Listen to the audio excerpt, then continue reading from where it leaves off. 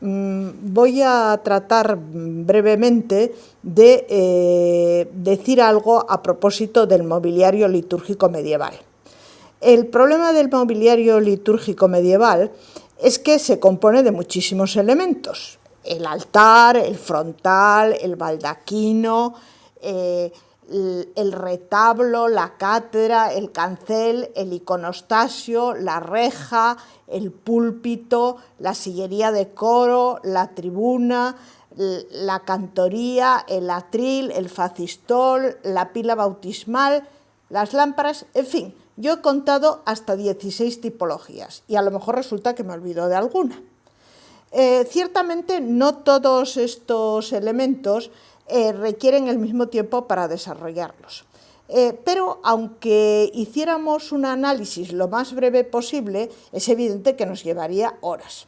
Y entonces, por esa razón, yo he decidido concentrarme en el altar, que no solamente es el primer mueble litúrgico en aparecer, sino que es también el más importante, porque realmente es el centro material y espiritual del templo, de la iglesia.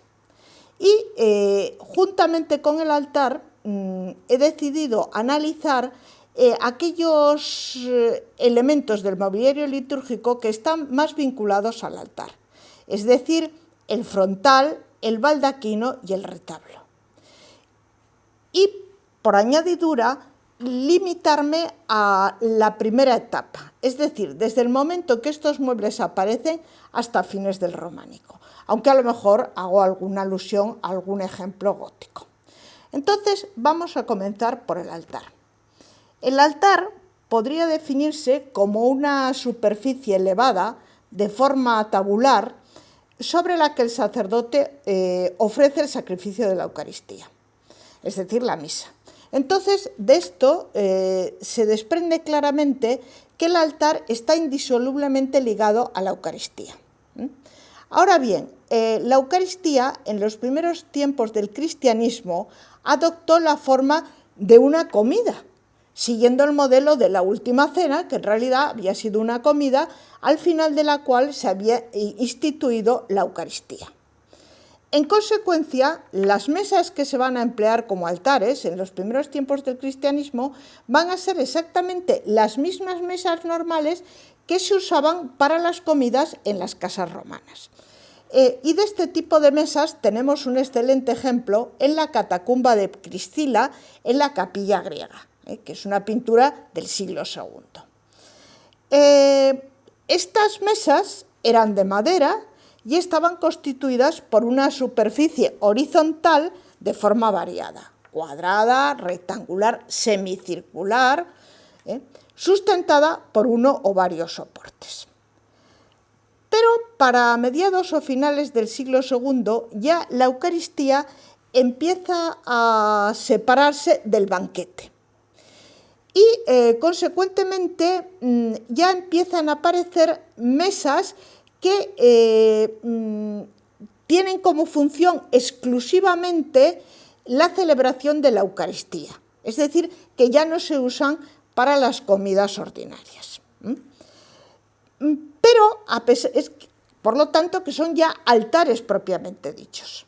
Pero a pesar de ello, a pesar de que ya no son las mesas de las comidas ordinarias, sino altares, sí que siguen muy ligadas a las mesas de las comidas ordinarias en cuanto al material, que sigue siendo la madera, y en cuanto al formato, que sigue siendo el que hemos descrito para las mesas ordinarias. Tenemos un buen ejemplo de este tipo de altares, pero que siguen el formato de las mesas ordinarias, en la catacumba de San Calixto, en la capilla de los Sacramentos. Estos altares de madera de tipo mesa se van a seguir utilizando hasta épocas muy tardías, hasta el siglo IX, como demuestra el que la legislación carolingia de ese siglo insista mucho en que los altares deben ser de piedra, no de madera, pero se indica que se seguían utilizando los altares de madera, aunque fueran casos puntuales. Al lado de estos altares de tipo mesa y casi al mismo tiempo aparecen los altares sepulcro, que están asociados a tumbas de mártires localizadas en las catacumbas. Estas tumbas tenían una forma paralelepipédica, es decir, una forma de caja de zapatos, y estaban incrustadas en unos arcosolios, en unos nichos. Y lo que ocurre es que la tapa o la losa que servía de tapa a esas tumbas se emplea también como una superficie sobre la cual se celebra la Eucaristía, la misa. Y esto está atestiguado desde el siglo II. Un ejemplo de estos sepulcros de santos empleados como altares lo tendríamos en la catacumba de Priscila, también en el cubículo que se llama de la fracción del pan, precisamente porque ahí se celebraba la Eucaristía.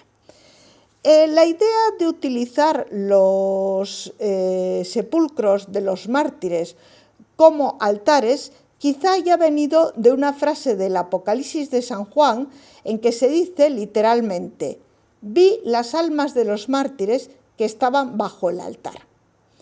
De cualquier manera, esta idea va a tener un gran futuro, porque es de ahí de donde arranca el requisito, que todavía continúa hoy, de que los altares, para ser consagrados, tengan que tener reliquias. Reliquias de santos que en un primer momento habían sido mártires. A partir del siglo IV, cuando ya el cristianismo deja de ser perseguido, pasa a estar permitido, a ser una religión oficial, se van a construir ya grandes iglesias al nivel de superficie, que son las basílicas, en Roma y en otros lugares. Y en principio estas iglesias van a estar construidas sobre la tumba de un mártir, es decir, sobre un cementerio o sobre una catacumba.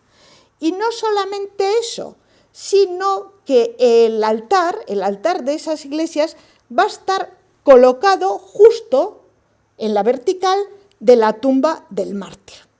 Esto es lo que ocurre, por ejemplo, con el altar de San Pedro del Vaticano, que aunque sea muy posterior, está situado justo en la vertical de la tumba de San Pedro, aunque la tumba de San Pedro está mucho más abajo. Entonces, esto, cuando una tumba de un mártir tiene un altar sobre ella, esa tumba pasa a tener un nombre especial, confesio, que traducido al castellano sería confesión, porque alude a la confesión de la fe en Cristo que había hecho el mártir al precio de su vida incluso. Entonces, esta vinculación de los altares con las tumbas de los mártires va a tener un par de consecuencias muy importantes. Para empezar, sobre el material. Efectivamente, las tumbas de los mártires, al contrario de las mesas de las comidas, eran de piedra. Y por lo tanto, los altares van a pasar a ser de piedra. Por otro lado, sobre la forma, que pasa a ser paralelepipédica, es decir, la caja de zapatos. Esto se explica porque la presencia de las tumbas de mártires debajo del altar obligó a colocar una infraestructura de esa forma, de forma paralelepipédica, en la cual se abría por la parte frontal un hueco que se llamaba fenestrella confessionis, porque la estructura paralelepipédica en sí se llamaba confesio, igual que la tumba del mártir. O sea, una estructura paralelepípeda que se llama confesio, que tiene un hueco que es la fenestrella confessionis, y por ese hueco se introducían unas telas que llegaban a la tumba del mártir que estaba debajo y permanecían en contacto con él. Y entonces esas telas luego se retiraban y eran consideradas igual que los restos del mártir, es decir, reliquias. Estos altares se van a llamar altares confesio. Pero claro, a partir del siglo V hay una multiplicación de iglesias y consiguientemente una multiplicación de altares, porque cada iglesia tenía un altar. Y entonces no hay tumbas de mártires suficientes para tantas iglesias. Y por lo tanto la necesidad obliga a prescindir de esto, de tal manera que ya no se requería que el altar estuviera asociado a la tumba de un mártir. Bastaba con que tuviera reliquias. reliquias que incluso podían ser reliquias de contacto, es decir, lo que yo he dicho, un paño que hubiera tocado la tumba del mártir. Por lo tanto, el altar ya no era necesario que tuviera una forma paralelepipédica, sino que se abre el camino para que adoptara una gran variedad de formas, aunque eso sí, va a seguir siendo de piedra, no se va a volver a la madera. Entonces, dentro de esa variedad de formas, nos vamos a encontrar altares con una superficie horizontal, de forma rectangular, de forma cuadrada, de forma semicircular, sustentados por apoyos en un número variable. Unos tenían una única columna central, otros 4, otros 5, y además en ocasiones no eran columnas, sino que eran formas cúbicas, digamos. Ejemplos de esto tenemos, por ejemplo, el altar de Auriol en Francia. También los altares visigodos suelen ser de este tipo. Incluso hay alguna tabla de altar de forma semicircular de origen bizantino empotrada en el muro de San Marcos de Venecia.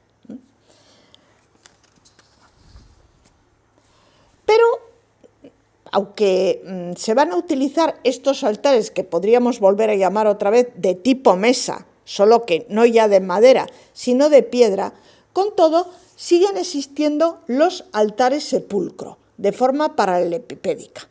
El más famoso de ellos probablemente es el del duque Rachis, que está en Cividale, que es del siglo VIII.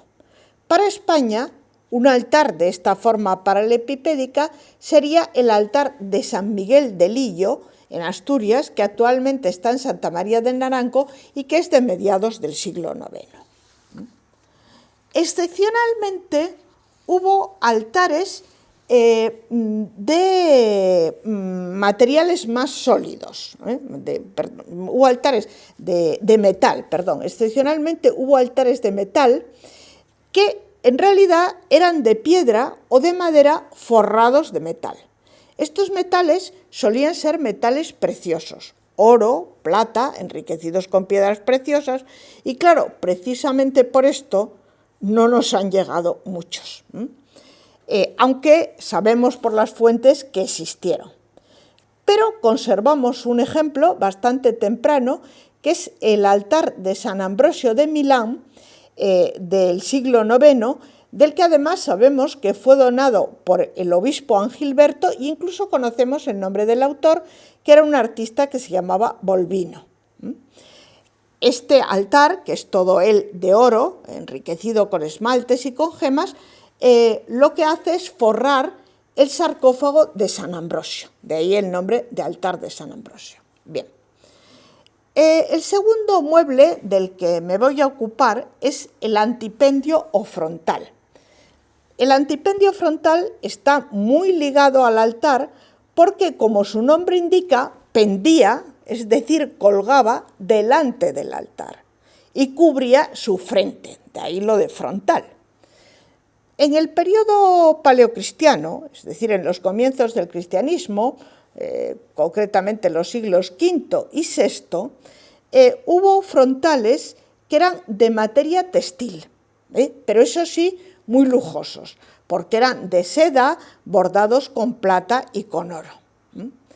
No nos ha llegado ninguno, en este caso por la fragilidad del material, pero de nuevo tenemos noticias por las fuentes. En cuanto al programa, es decir, las escenas que tenían estos frontales, pues a veces lo que representaban era lo que nosotros llamamos motivos anicónicos o simbólicos, es decir, no figura humana, sino, por ejemplo, cruces, crismones, pero también los hubo con figuras sacras o con escenas de la Biblia, del Antiguo Testamento o del Nuevo Testamento. Y en ocasiones incluso contaban con inscripciones que nos proporcionaban datos o estaban representados los donantes de esos frontales. Estos frontales de textiles van a continuar usándose en el románico o en el gótico.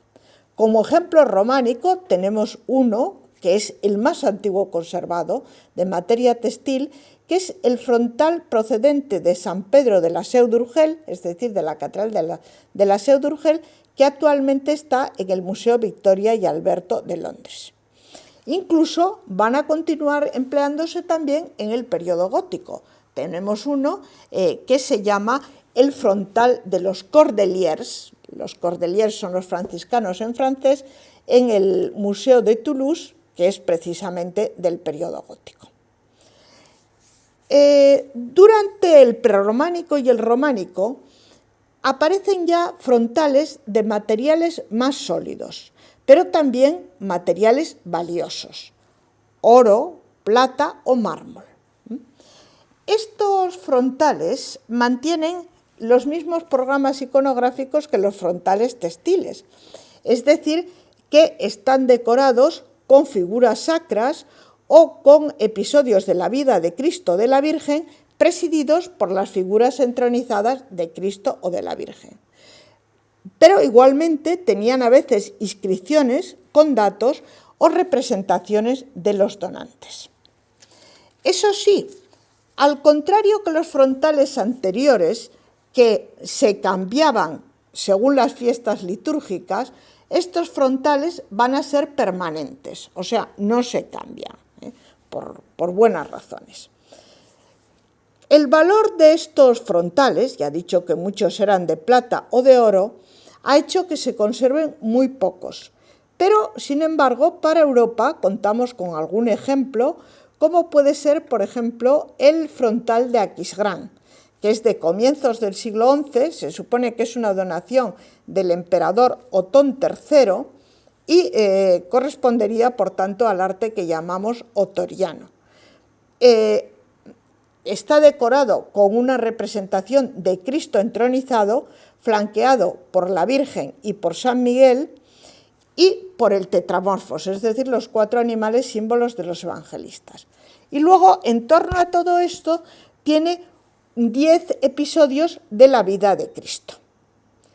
Otro frontal de este mismo tipo, también de oro, es el frontal de la Catedral de Basilea, que actualmente está en el Museo de Cluny y que es un regalo de otro emperador, en este caso Enrique II.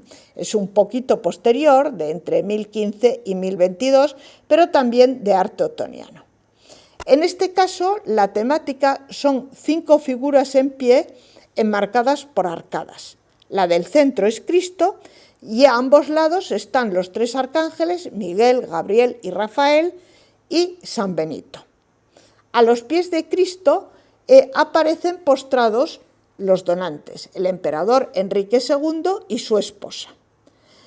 Aunque este altar, cuando entró en el Museo de Cluny, procedía de la Catedral de Basilea, sin embargo se ha pensado que en origen debía de haber sido regalado por el emperador Enrique II a un monasterio benedictino, y de ahí que esté San Benito, posiblemente para agradecer la curación de alguna enfermedad.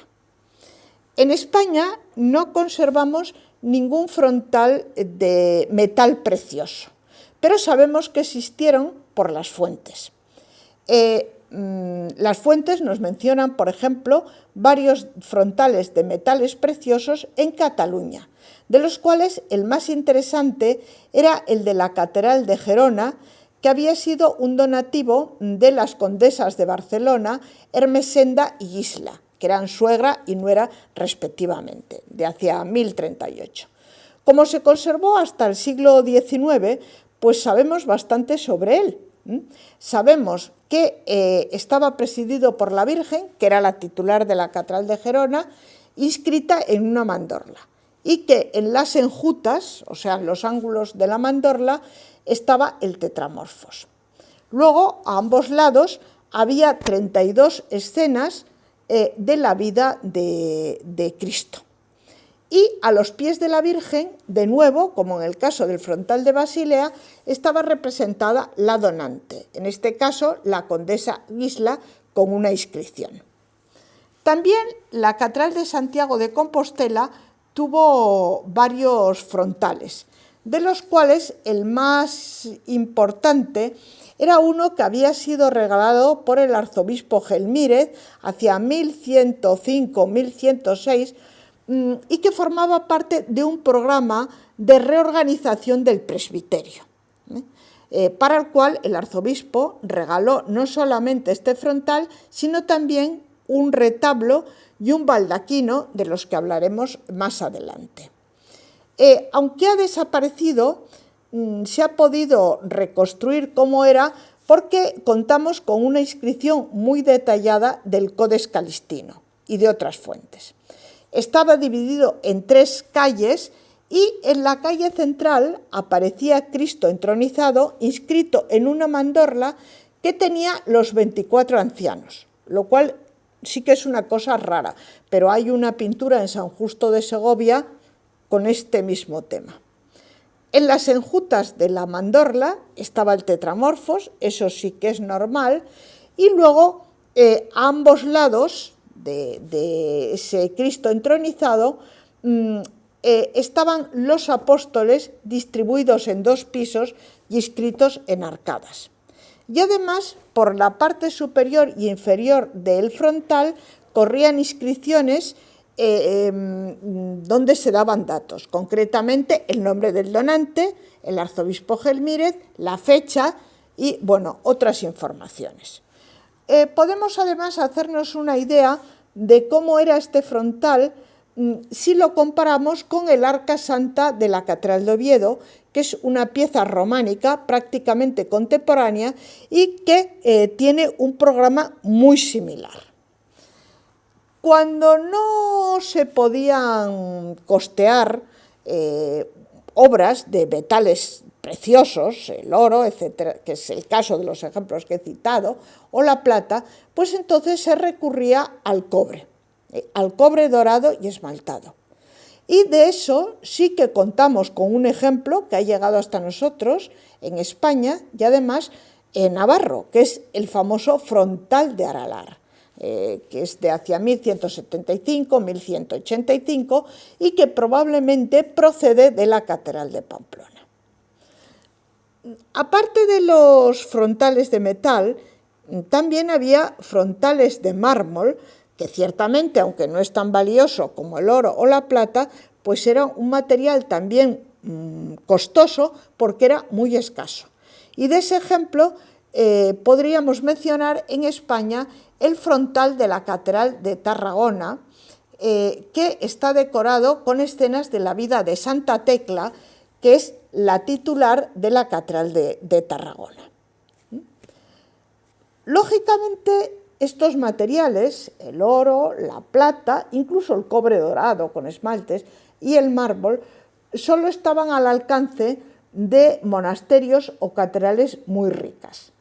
Entonces, en las parroquias rurales se recurría a frontales de piedra, no mármol, arenisca o caliza, o de madera, que venían a ser una versión modesta de los anteriores. De piedra conocemos algún ejemplo en Castilla, como el que procede de San Nicolás de Soria, que hoy está en el Museo de la Concatedral de Soria, y que estaba decorado con la entrada de Cristo en Jerusalén, que señala el comienzo de la Pasión y, claro, en este sentido resulta muy adecuado para la decoración de un frontal vinculado al altar, porque la Eucaristía es la renovación del sacrificio de Cristo en la Pasión, solo que de manera incruenta, digamos. De madera se han conservado muchos ejemplos en Cataluña. Estos frontales de madera catalanes, lo normal es que estuvieran pintados con escenas y más raramente esas escenas o esas figuras estaban esculpidas.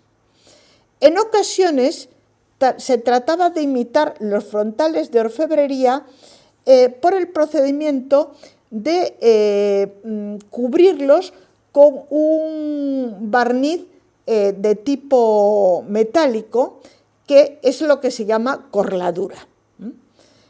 La iconografía de estos frontales parece muy influida por su función.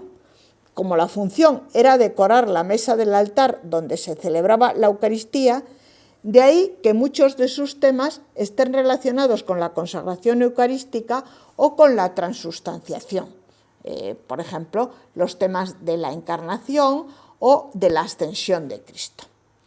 A diferencia de los frontales de metales preciosos, estos frontales de piedra o de madera no tienen inscripciones ni retratos de los donantes, lo cual se considera un indicio de que su producción era una producción seriada, una producción en serie, y que eran objetos baratos destinados al amueblamiento de las iglesias rurales.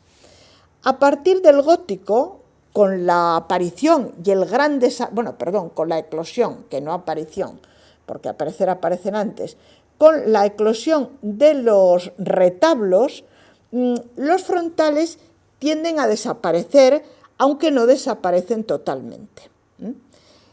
En lo que se refiere a esta relación entre frontales y retablos, hay que advertir que, contra lo que a veces se ha dicho, los frontales y los retablos no son incompatibles. Es decir, que el hecho de que un altar cuente con un retablo no impide que cuente también con un frontal. De hecho, conocemos casos de altares que contaban con las dos cosas, sin ir más allá, el altar mayor de la Catedral de Santiago de Compostela. El tercer mueble que vamos a ver aquí es el baldaquino o templete. El baldaquino o templete, que se puede llamar también ciborio, está asimismo muy vinculado al altar. Efectivamente, puede definirse como un edículo permanente que endosela, o sea que es como una especie de dosel del altar. En general está apoyado en 4 columnas, aunque hay casos, ya vamos a ver, en que no hay columnas, y normalmente su cubierta era de forma piramidal, de forma cónica o de forma cupuliforme. Y más raramente era una cubierta plana. Parece muy probable que estos edículos del altar estén derivados de los edículos que cubrían las tumbas de algunos santos destacados. Porque si se tiene en cuenta, como vimos al principio, los estrechos vínculos que existían entre los altares y las tumbas de los santos, parece bastante lógico que se haya querido dar a los altares un tratamiento similar al de las tumbas de los santos. La función de estos baldaquinos era plural, tenían una función estética en el sentido de que contribuían a enfatizar el altar, a resaltar su importancia. También una función práctica porque servían para protegerlo del polvo o de las piedras que podían caer de la cubierta. Y una función litúrgica porque de esos baldaquinos podían colgar lámparas o cortinajes que en determinados momentos se podían cerrar para ocultar el altar. Esto aparte, estos baldaquinos también tenían un valor simbólico, porque evocaban el cielo que cubría el altar. El primer ejemplo del que tenemos noticia de un baldaquino fue el regalado por el emperador Constantino para la Basílica de San Pedro del Vaticano, que era de mármol y que, por supuesto, no se ha conservado. Cubría el altar mayor. El baldaquino que hoy vemos, obra de Bernini, viene a ser un sustituto de este baldaquino constantiniano. Hubo otros en la misma época o en los siglos inmediatos que de nuevo han desaparecido y solo conocemos por las fuentes. El más famoso, probablemente el regalado por el emperador Justiniano a la iglesia de Santa Sofía de Constantinopla, que sabemos que era de plata. Y además contamos con una fuente que nos describe su forma y que nos dice que tenía cortinas y que esas cortinas en determinados momentos de la celebración litúrgica se corrían para ocultar la celebración a la vista de los fieles. El ejemplo más antiguo que se conserva está en una isla griega, en la de Paros, y en la iglesia de la Panagia Catapoliani. La Panagia es una advocación de la Virgen, la Toda Santa, que está sustentado por 4 columnas y tiene una cubierta cupuliforme.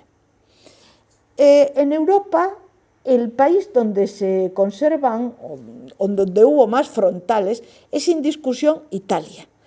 Hay tantos que es el único país en que se puede estudiar de una manera sistemática la evolución del frontal desde que aparece hasta el barroco. Dejando a un lado los casos de los que tenemos noticias pero que no se han conservado, los ejemplos de baldaquinos más antiguos conservados en Italia son prerrománicos. Son de mármol, con una cubierta piramidal y con la decoración a base de motivos anicónicos, vegetales y animales.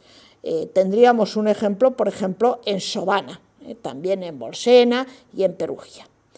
A partir del románico, en Italia los ejemplos de baldaquinos se multiplican y además adquieren formas diferentes según regiones.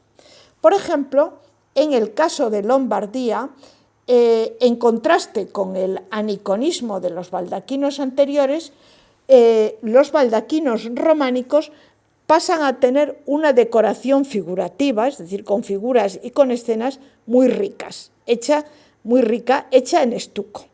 Un buen ejemplo de este baldaquino con esta decoración sería el de San Ambrosio de Milán.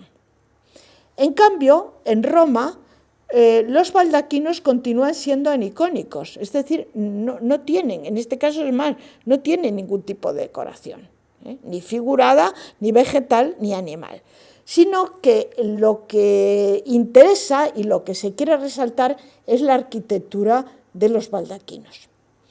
En el caso de los Abruzos, que es una región al este de Roma, encontramos un tipo de baldaquinos cuyo interés radica en que acusan una fuerte influencia islámica, porque muchas veces en ellos aparecen arcos lobulados y su decoración es claramente de influencia islámica. Ahora bien, aunque es verdad que Italia es el país de Europa en el que hubo y hay más baldaquinos, el baldaquino, sin embargo, se difundió por todo el continente. Y precisamente después de Italia, el país en el que probablemente hay más noticias y se conservan más ejemplos, da la casualidad que es España.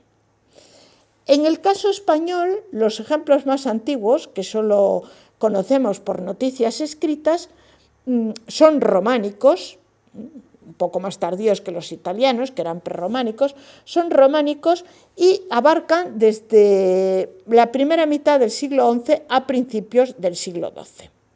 Concretamente, los más antiguos son catalanes y son 3 baldaquinos que fueron regalados por el mismo personaje, un eclesiástico catalán muy famoso, Oliva, que fue abad de Ripoll y de Cuissá y obispo de Vic.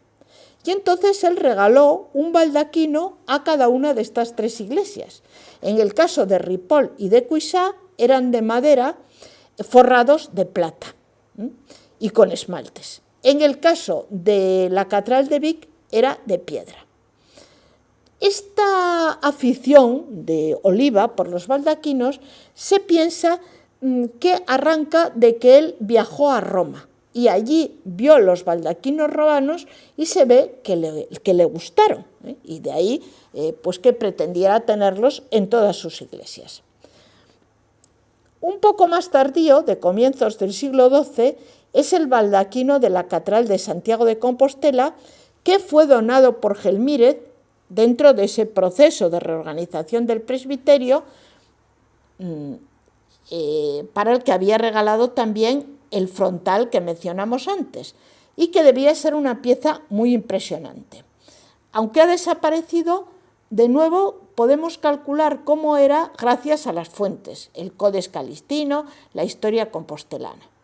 Estas fuentes nos dicen que era de madera, revestido de oro y plata, que su tipología era muy similar a la de los baldaquinos romanos, en concreto se le ha comparado con el de San Lorenzo Extramuros, pero a diferencia de los romanos, que eran anicónicos, este baldaquino de Santiago tenía un programa decorativo muy rico, tanto por la parte exterior como por la parte interior. Por la parte exterior era esculpido y por la parte interior era pintado.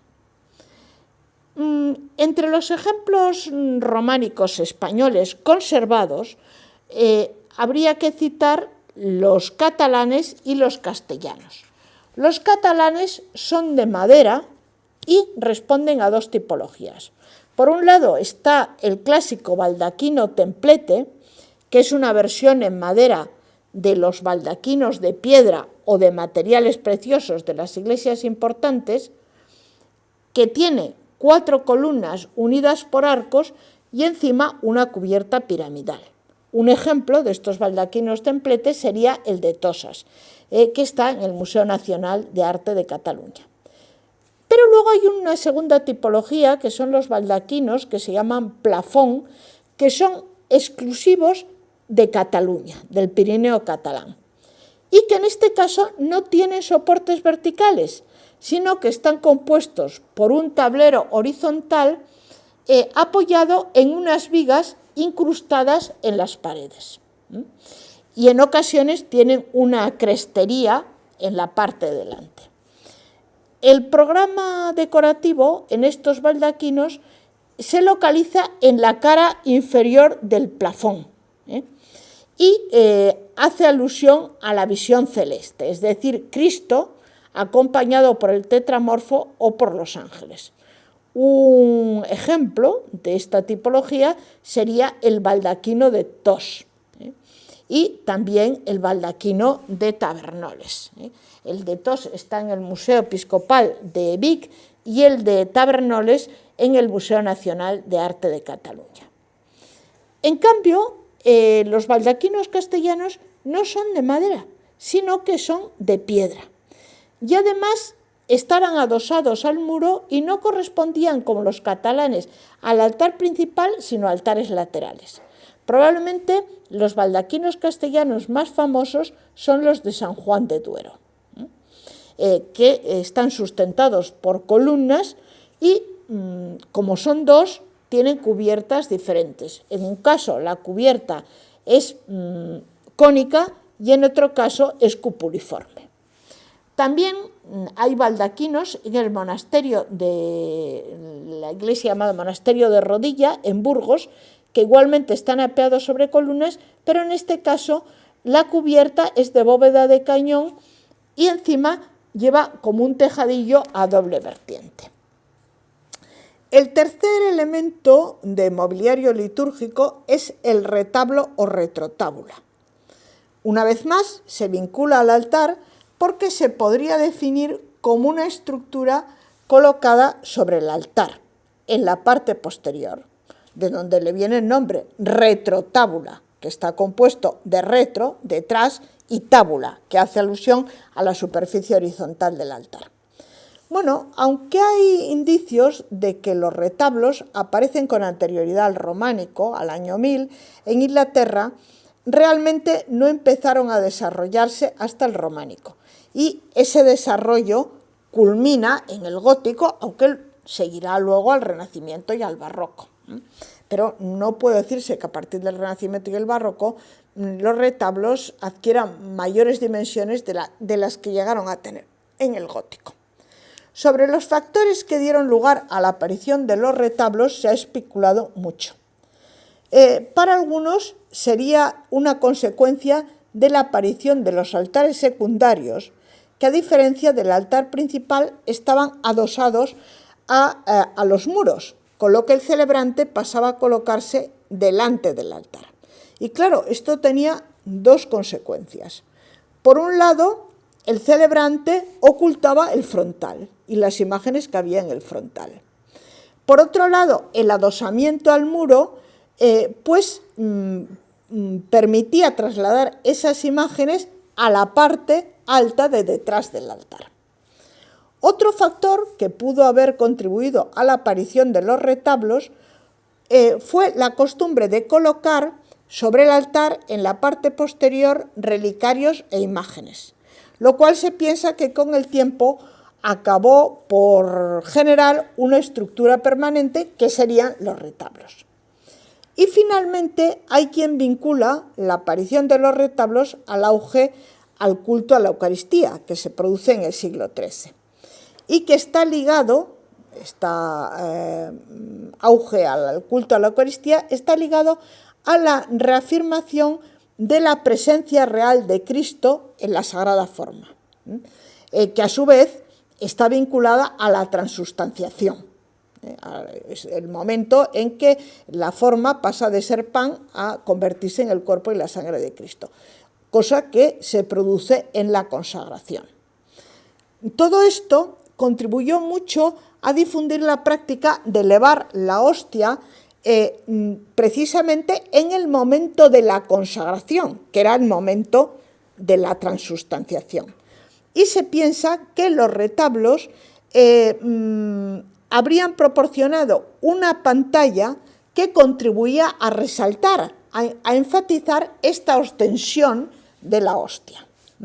Probablemente todas estas explicaciones tienen su parte de verdad, porque resulta difícil pensar que un objeto tan complicado o un fenómeno tan amplio y que adopta tantas formas como es la aparición del retablo tuviera un solo factor. En lo que se refiere a los materiales y a las técnicas de los retablos, son las mismas que hemos visto en los frontales.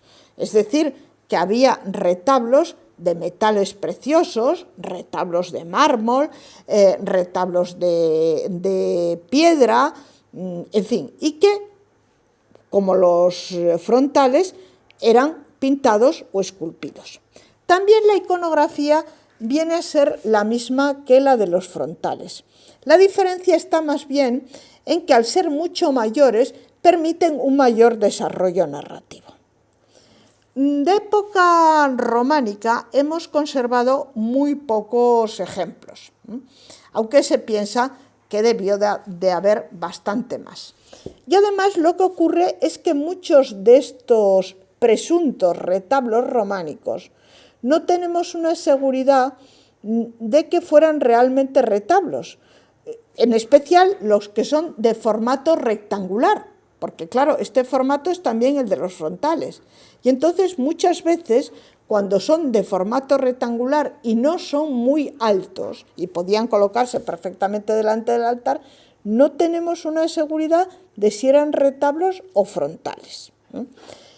Es más, sabemos del caso de piezas que empezaron siendo frontales y acabaron siendo retablos, como es la famosa pala de oro de San Marcos de Venecia. La pala de oro era un frontal. En un momento dado se le añadieron una serie de piezas en la parte superior para incrementar la altura y se transformó en un retablo. Desde el punto de vista del tipo, de la tipología, dentro de los frontales románicos cabe distinguir como dos grandes tipos. Por un lado están los de formato rectangular apaisado, en los que se pone el acento en el carácter narrativo, mediante la representación de una serie de imágenes y de escenas.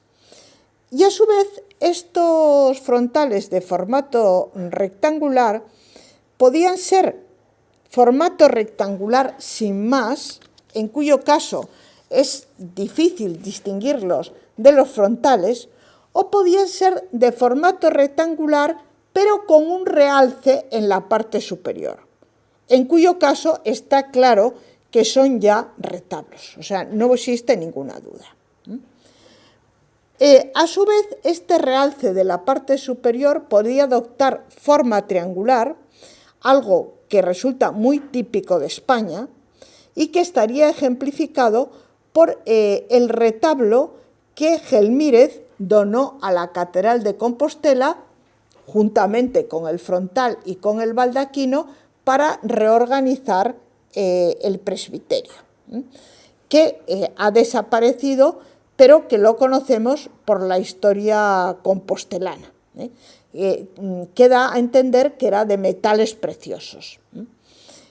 No describe ni su formato ni su iconografía, pero estos datos los conocemos gracias a un dibujo de mediados del siglo XVII. Gracias a él sabemos que tenía un realce triangular, una especie de frontón, y que estaba presidido por una figura de Cristo entronizado, mostrando las llagas de la pasión en una mandorla lobulada, flanqueado por los apóstoles bajo arcadas, distribuidos en 2 registros, más 2 figuras que se ha supuesto que eran San Juan y la Virgen. Tuvo bastante eco en Galicia, se conserva un retablo en San Esteban de Ribas del Sil, que parece que es una imitación suya. Pero más frecuentemente el realce de la parte superior de los retablos se hace mediante una pieza de forma semicircular. Bueno, en realidad aquí hay de nuevo 2 posibilidades. Que haya un único realce, o sea, una única pieza semicircular en el centro del retablo, cosa que estaría ejemplificada por el retablo de Stavelot, que hoy en día está en el Museo de Cluny, que es de madera cubierto de cobre dorado y enriquecido con esmaltes y cristal de roca, y que en el centro representa el episodio de Pentecostés, pero de una manera muy particular, porque la tradicional paloma del Espíritu Santo ha sido sustituida por la figura del propio Cristo. Y a ambos lados están los apóstoles. Sin embargo, son quizá más frecuentes los retablos en los que este resalte curvo se multiplica, es decir, que tienen varias formas curvas encima, y así parece que era el retablo mayor de la Catedral de Vic, del cual conservamos elementos, pero, como diría yo, descolocados, es decir, elementos parciales. Con todo, podemos calcular cómo era gracias al retablo de Angostrina, que es un retablo de madera, el de San Pedro de la Seu d'Urgell era de piedra, pero que parece una versión popular del retablo de la Seu d'Urgell. Bien, estos retablos que he analizado eran todos retablos de formato triangular. Lo que pasa es que en ocasiones podían tener un resalte triangular o un resalte semicircular. Y eran retablos, como he dicho, en los que se ponía el acento en el narrativismo, en contar muchas escenas. Pero, por otro lado, estaban los retablos tabernáculos, que estaban constituidos por una o varias estatuas de culto, colocadas unas al lado de la otra, que con frecuencia eran magnificadas mediante su inserción en baldaquinos o en tabernáculos.